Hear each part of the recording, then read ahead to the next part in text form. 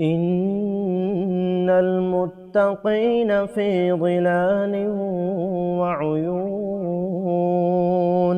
وفواكه مما يشتهون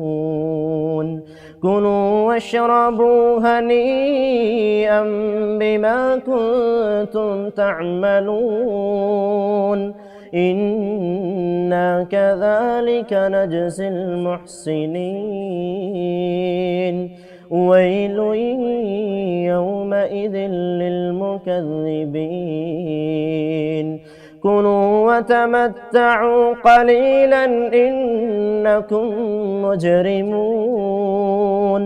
ويل يومئذ للمكذبين وإذا قيل لهم اركعوا لا يركعون وإذا قيل لهم اركعوا لا يركعون ويل يومئذ للمكذبين فبأي حديث بعده يؤمنون